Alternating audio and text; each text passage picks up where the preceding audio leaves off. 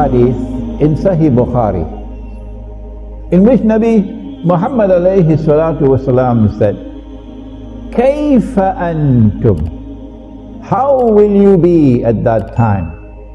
Oh, what a wonderful time that would be. إِذَا نَزَلَ عَلَيْكُمْ Maryam, when the son of Mary descends amongst you, whether they like it or whether they don't. When Jesus comes back, He's coming to us. He's descending amongst Muslims. كيف أنتم إذا نزل عليكم مريم وإمامكم منكم? And at that time, your Imam would be from within your own ranks. He would be a Muslim. And so there is an Imam in the end time. The advent of that Imam will be contemporaneous, meaning at the same time with the return of Nabi Isa alayhi salam. The advent of that Imam would be at the same time with the return of Nabi Isa alayhi salam. But he would have to come before. And then after he has come, then Nabi Isa alayhi salam will come.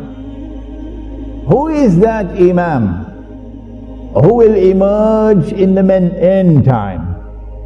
And what will be the implications of the emergence of an Imam at that time?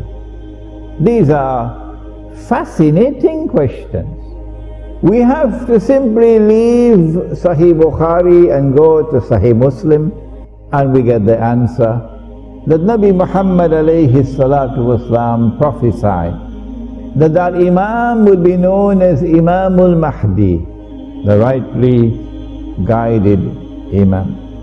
And we also are told that he is going to be from the seed of Muhammad sallallahu ta'ala alayhi wasallam, from his daughter Fatima radiyallahu ta'ala anha.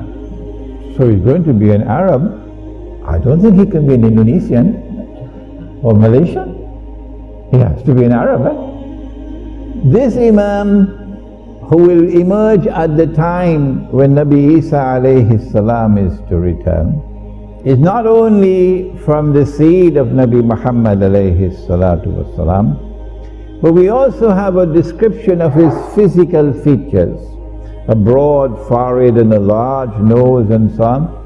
And we also know something about his functions. That time the world will be filled with oppression. Well, it has already come. Modern Western civilization has now been hijacked to deliver to the world more oppression than mankind has ever witnessed. And yet there are those who have eyes and yet cannot see. And their Qibla is in Washington. And they long to get a green card and a US passport. So I say, please go and don't come back. You don't belong to us. You belong to the Jamaat of the oppressors. At that time there will be oppression in the world, all over the world. And this man, will break those chains of oppression and bring justice to the world.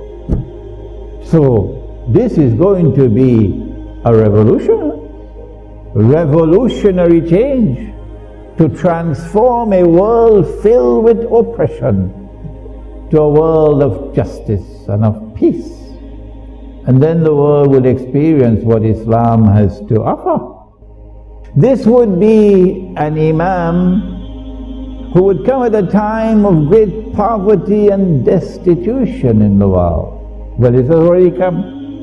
All those who stand up to Dajjal are today miserably poor. And all those who are faithfully following Dajjal are living in the comfort zone. That's what the Prophet prophesied. But when the Imam comes, he's going to share wealth to the people. Would it be US dollars? Would it be the French francs or the Malaysian ringgit? Come on, wake up and stop this nonsense. The money that we are now using has come from Dajjal. If you have not studied international monetary economics, come to me and I'll teach it to you. The money that we are now using has come from Dajjal. The paper currencies have come from Dajjal. The electronic money which is taking over from the paper currencies have come from Dajjal. And they are functioning as an instrument, not only for the unjust transfer of wealth from the unsuspecting masses to a global predatory elite, but more than that, they're bringing a system of slavery upon the world, enslaving mankind. And Nabi Muhammad alayhi salatu wasalam prophesied that in the end time there will be slavery.